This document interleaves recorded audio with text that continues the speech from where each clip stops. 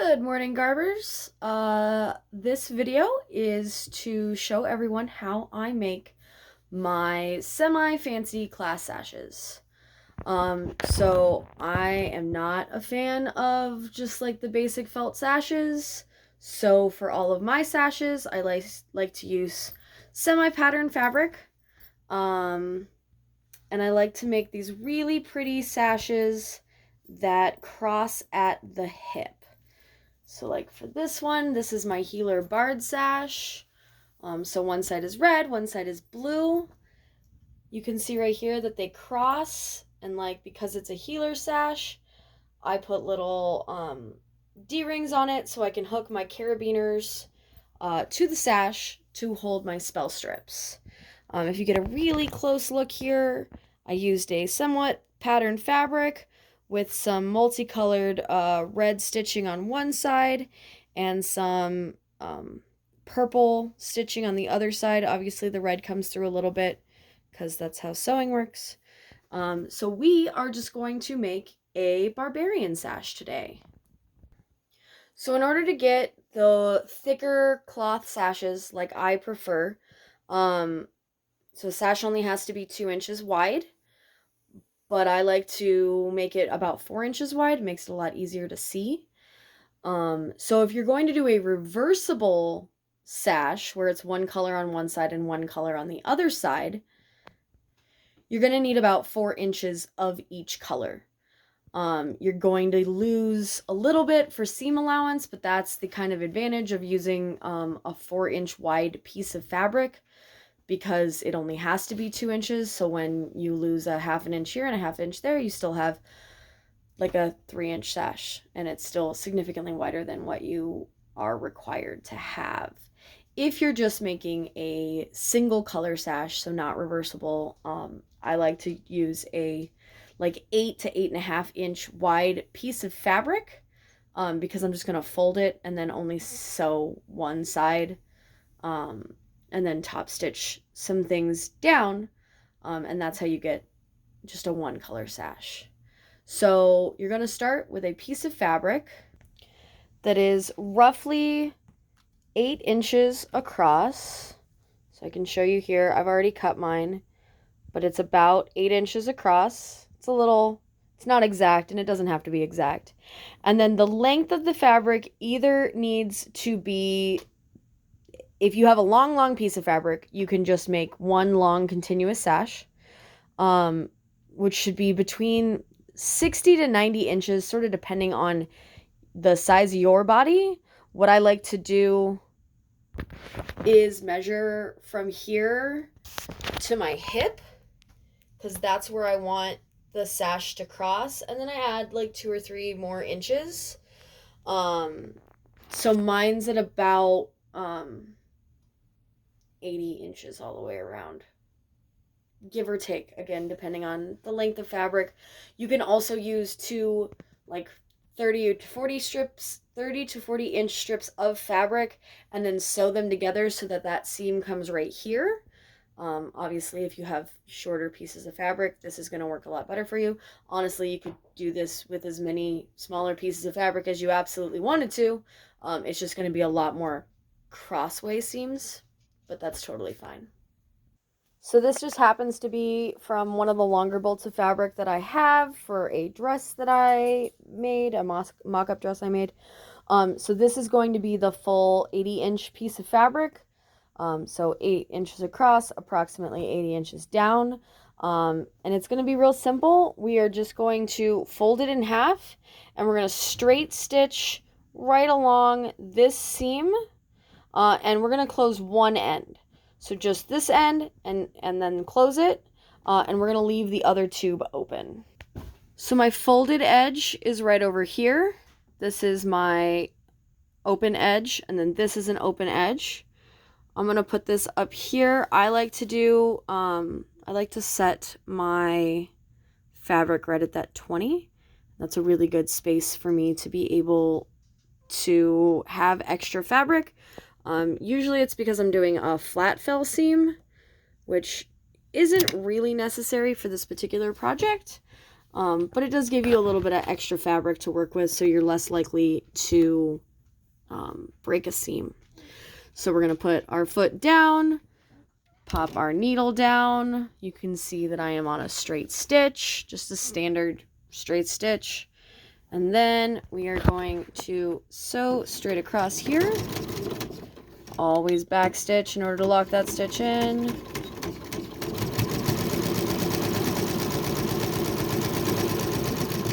And then I'm going to end this stitch at basically the same amount of space between this needle and here as there is between this needle and here. Keep your needle down, pop the foot up, and then turn. This is how we do corners, straight, easy 90-degree corners. Pop that foot back down. The needle never moved, so everything is still in place. And now we are going to straight stitch all the way down, making sure that our fabric is lined up with each other. Every time we stop, we're just gonna readjust it, make sure that that fabric is perfectly together. Now this tube is gonna get turned inside out, so keeping it flat at the current moment is not super relevant or important, because we're gonna turn it inside out and it's going to get all crinkled anyway. But we do want a nice straight even stitch all the way down the sash. Alright, so now we're getting down to the very end. We're going to go all the way to the edge of that fabric and then do our reverse stitch. So we're stitching backwards for 2 or 3 stitches and then forward one more time. Again, this is a locking stitch. This is how you make sure that your seams don't come apart. Clip the threads, pull it open. This side is still open. Obviously, it's going to be a little bit hard for me to do one-handed. You can serge this edge if you want to, or zigzag stitch it. It's not strictly necessary, mostly because it's going to be inside of our fabric the whole time. So we're going to start turning this inside out, so that seam is all the way on the inside. So there's several tools to do this. I know a couple of tricks where you sew a piece of string into the top edge, and then pull that through, making sure not to obviously sew the string into the side seam. There's a couple of other forceps looking tools that work. When my sashes are this big, it's not really necessary. It's just a matter of like grab the fabric and pull through. Here we are about halfway. The closed edge is about to drop through the little sock thing here, and we're going to just keep pulling it out through this end until it's completely pulled through. Alright, so now we have it completely pulled through. Here is that closed edge. The next step in making sure that this looks decently nice is going to be ironing it. So we want the seam right here to be on one side, and then the folded edge on the other side, obviously, and we're going to iron that completely flat.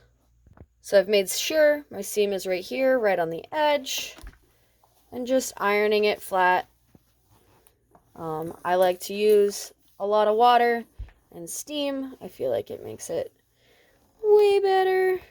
This is not strictly necessary for class sashes, but like the more effort you put into them, the nicer they're going to look. So it kind of depends on you and how much effort and how nice you want your class sash to look. Like, there's nothing wrong with a piece of white fabric tied around your body.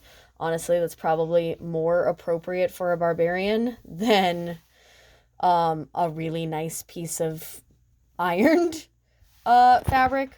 But that is kind of your decision if you're going for aesthetic, or if you're going for, you know, I'd like to look nice no matter what class I'm playing. So that's a choice that is up to you. Alright, the next step is going to be closing the second seam. So what we're going to actually do is we're just going to roll over this fabric and tuck it in like that. So it's going to come out looking just like this. And then we're going to top stitch right across it right here. So we're just rolling it inside, and then we're going to top stitch it down. All right, so I rolled it over, so that seam is in there. I pressed it down, and then I'm just going to pop this down right on top. And again, 3 steps forward, 3 steps back, all the way across. Do it again. And now your tube is completely enclosed on both sides. Make sure you clip your threads. I mean, as long as you're not trying to go for a distressed look. If you're going for a distressed look, you probably shouldn't clip threads, because that would add to it and that would be silly. So again, that is up to you. But if we're going for a clean finish, we always want to make sure that all of our threads get clipped and they go away. Okay. The next step is that we are going to top stitch down. Now I like to do at least 3 top stitches, 1 on each side and then 1 down the middle. You can add significantly more. I personally really like to do those with decorative stitches. You do have to be careful though. We want to make sure that we are not completely changing the color of the fabric so that it's confusing. So like if this is white and I cover the whole thing with a bunch of black top stitches until it's like half and half white and black, then is it a barbar sash or an assassin sash? So that's an issue that you sort of run into. You also don't want to use silver on here unless you're making a paragon sash, because again, we don't want that to get confused. Obviously, paragons earned their silver stripes, and if we're not paragons, we don't want to add that to the thing. Alright, so for this particular one, I have chosen this black and white multicolored thread. I really like the color changing threads. It's like my favorite thing. And then I'm actually going to choose this number 31 for a really like jagged sort of look. So I'm going for like a polished sash that still sort of is barbarish, I guess. I don't know. It's whatever makes sense to you. This one just happens to make sense to me. So whatever we choose here, you can just do a straight stitch in white, not a big problem. Or you go for a little dash of added on here, but we're gonna just top stitch this all the way down. We want to be very close to the line because this is going to prevent the sash from rolling. We want a flat, 3.5 inch sash. We don't want it all bunched up in a tube all around our bodies. So this is what it's coming out on the other side. It does color change, so it gets sort of darker and then it goes white, which is just really cool. Alright, so I have that top stitch all the way down on the right hand side. Now I'm going to do it along this left hand side to hold this whole seam down.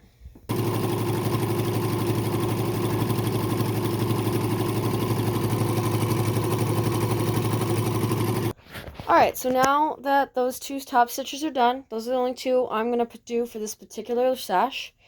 As you can see, it's still very clearly white all the way around. So we're going to bring it up, we're going to fold it in half, and then we're just going to cross this over here, and create like a little cross area. And then this spot should fit right on your hip area. If you want to make it really fancy, this is usually where I do some personalization details. I'll either put like my rune on it, or if someone's symbol can be made that small, I can usually make it that small. That's usually what I did for, or that's what I did for Rownick. And then I'm just going to go ahead and I am going to sew this sort of rhombus looking square thing so that these 2 are together, and then your sash will be done. Alright, so this is the test fit. I've pinned it together. I'm making sure that my little cross area is going to be right here next to my hip. If I wanted to bring it up higher, then I would just have some higher tails. Lower, obviously less tails. That's Starlight. Say hi, puppy. So yeah, obviously it fits. It's pinned exactly where I want it to be. Now I just need to sew it. You can absolutely do this part with another decorative stitch, or you can do it with a straight stitch. There's not a whole lot of pressure on this area needing like a reinforced stitch for any reason, because we don't have a whole lot of stuff hanging off of this area. Now that being said, when I do my D-rings, as you can see on this one, sorry, let me get it out here. So as you can see, this is where that square is. I did a straight stitch all along here. And then what I just did is I took a little piece of fabric like this, reinforced it, hooked the D-ring through it, closed it up. So the D-ring would be right here. And then tucked it into where this stitch is going to be. So if I was going to put a D-ring on this barbarian sash, which I'm not going to because barbars don't really need spell strips, obviously. But if I was going to put any D-rings, this is how I would do it, is just this little piece of fabric, reinforced and slid into this area. I mean, you could also put it up here if you wanted to, but then it's gonna like sort of hang upwards, and that's sort of a weird situation. And I like to I don't want to have to keep going over the same spot with different stitches to add different things. This creates like a nice clean little pocket for these to be in. You can obviously make them wider so that they encompass the entire flat side of the D-ring if you'd like. I have made them that way. It's definitely, I mean, it's 100% your preference. You can obviously just do smaller D-rings as long as your carabiners fit through them. If you're using carabiners, that's what I found to be easiest to hold spell strips. If you're going to use wider fabric here, though, keep in mind that in order to fit 3, it's not going to necessarily fit as well, which is why I ended up using the smaller ones. But that's up to you. That's your choice. So again, I'm going to pull this out. I'm just going to use that same decorative stitch because I'm not holding up D-rings or anything. Nothing should really be getting pulled on right here.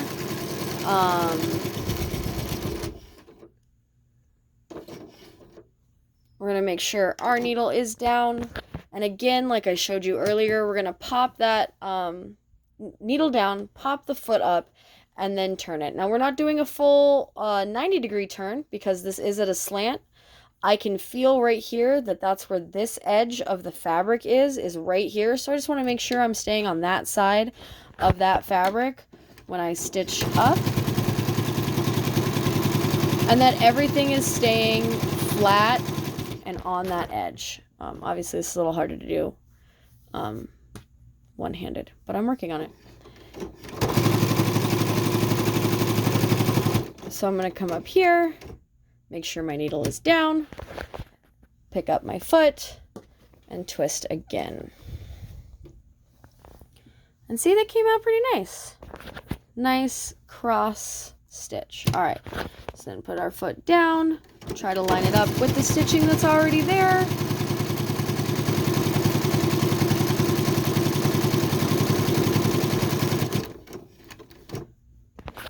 Needle down, turn over. I'm going to pull out this one pin because it's basically in the way. Line it up so that it ends right here where that other stitch began. Foot down.